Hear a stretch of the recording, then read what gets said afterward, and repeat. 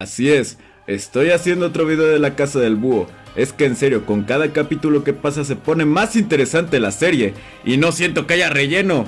¡Increíble! A ver, ¿por qué cancelas estas series, Disney? En el séptimo episodio de The Owl House, podemos ver un poco más a fondo la razón por la que Velos está adoctrinando a los habitantes de las Islas Sirvientes y algunas de las consecuencias que tiene dentro y fuera de su castillo. Debo decirles de una vez que este video contiene spoilers de este capítulo, por lo que recomiendo verlo antes de proceder con el mismo.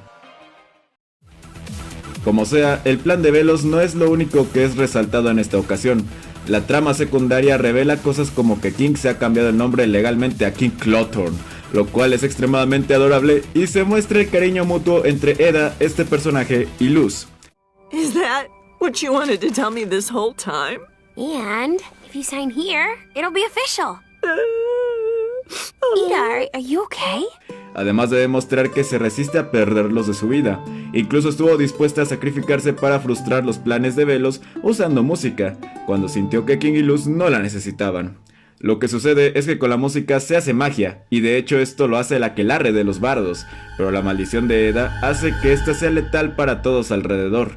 Al mismo tiempo, pudimos ver brevemente al que parece ser al padre de King, y finalmente apareció Rain Storm, personaje no binario, lo que significa que no se identifica como hombre o mujer. Por lo que entiendo no se identifica con ningún género realmente. Quien es muy importante para la trama, ya que nos explica más a fondo lo que Velos hace para poder lograr su cometido. Cosas como desaparecer brujas, o simplemente ver que los guardias hagan lo mismo con los rebeldes que existen. Este episodio es extremadamente importante para ver algunas de las partes más oscuras de las intenciones que Velos tiene para la unión de mundos. Lo único que es gracioso es que desde que el fandom se enteró de esto, han estado comparando este plan con el final de Star. Lo que me sorprende es que Velos llega a ser un líder tan autoritario que nadie le puede decir algo como: Velos, eres un idiota, ¿acaso no has visto el último episodio de Star contra las fuerzas del mal? Esto va a salir mal. El pobre brujo o bruja que le diga eso terminaría como piedra de no ser por el hecho de que necesita toda la magia posible para lograr dicha unión. Es que esa es una de las cosas más perturbadoras. Cuando descubrieron que Rain era un rebelde por una emboscada que le hicieron a los miembros de su grupo llamado los murciélagos, en lugar de convertirle en estatua, simplemente le inmovilizaron por este deseo de tener la mayor cantidad de poder mágico para la unión de los mundos. Lo cual es muy triste porque a la gente le agradó y les gusta la relación que puede llegar a tener con Eda. Todas esas esperanzas mueren en el mismo capítulo. Y además vemos por qué el emperador ya no tiene interés en capturar a Eda y Lilith, porque al no tener poderes por la maldición compartida, no les son de ninguna utilidad. Lo que es preocupante es que esta clase de cosas sí las puedo ver pasando en la vida real, solo que sin magia y en lugar de ser un emperador es un político promedio de Latinoamérica. Lo curioso es que en el sexto capítulo de la segunda temporada es en el que al emperador sí le sucede algo por hacer magia salvaje. Yo pensé que era pura palabrería y que la magia descontrolada en realidad no tenía ningún efecto sobre los brujos, ya que él creó el sistema de aquelarres en primer lugar. ¿Quién sabe? Puede ser que lo que le sucede no tiene nada que ver con usar todo tipo de magia. Hasta el momento no tenemos confirmado si esas transformaciones le suceden por otra razón. Ahora, antes de que me desaparezcan, quisiera expandir en lo autoritario que suele ser el emperador Velos. Además de que al ser un emperador, puede considerarse incluso como un líder totalitario. Claro, para poder decir algo así, hay que ver algunas de las cosas violentas que ha hecho para lograr cumplir sus metas e incluso llegar al poder. En el propio episodio vemos que unos guardias se quieren llevar a una bruja que no quiere pertenecer a ningún aquelarre. Eda claramente quiere hacer algo al respecto, porque el hecho de que al emperador ya no le importa la dama búho no significa que ella no haya sido tratada como criminal durante tantos años. Es que debemos de recordar que hasta había engañado a Lilith para convencerla de que él iba a curar a Eda para al final tratarla de petrificar públicamente. Esto con el objetivo de adoctrinar a la gente y convencerla de que la magia descontrolada es la razón de su maldición. Aparte de que mientras menos rebeldes haya, para él está mejor. Cualquiera que piense diferente probablemente aparezca petrificado dentro de una bolsa de basura o en prisión en el mejor de los casos. Lo cual me recuerda al hecho de que después de la emboscada que les hicieron los líderes de los aquelarres de bestias y abominaciones a los murciélagos, los mandan a prisión excepto a Rain y a Eda, ya que lograron esconderse. Todo esto es muy interesante, ya que el resto de los líderes de Aquelarres, que no son Rain, están convencidos de que están haciendo lo correcto. Esto ha pasado en la vida real. Hay una gran porción de la población a la que el líder totalitario llega a convencer, pero siempre está esa otra parte a la que no logra persuadir con su ideología. Por lo tanto, para defender el poder absoluto, se le censura. Aunque como he dicho y he dado a entender, los métodos de Velos son, aunque sea, un poco extremos.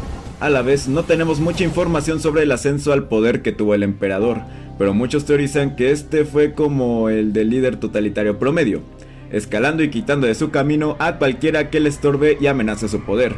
En este caso, se cree que logró destronar de alguna forma al padre de King y además borró todo lo relacionado a él para contar su propia versión de la historia, haciendo que el pasado quede sepultado y olvidado por los habitantes de las Islas Sirvientes y desconocido para el público de la caricatura.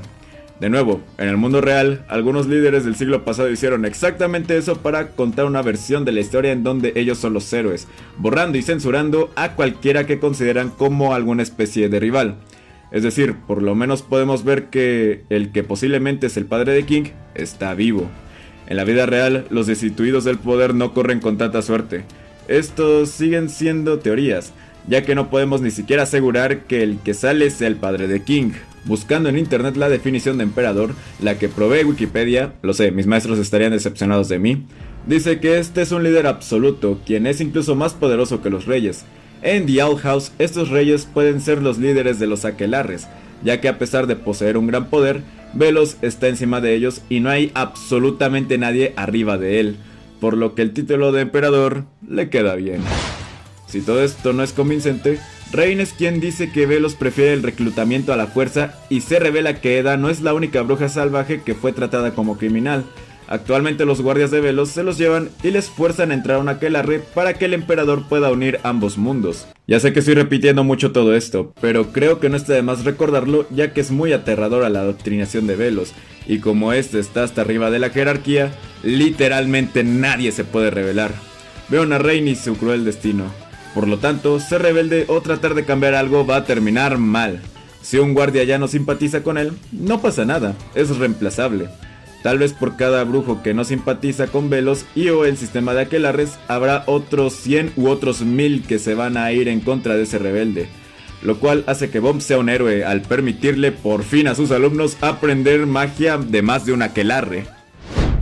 La verdad es que nosotros, la audiencia, hemos recibido una cucharada de la adoctrinación de gobiernos totalitarios a través de Velos. No hay más en lo que la serie haya profundizado de momento, pero lo que se nos ha mostrado a la audiencia es muy aterrador.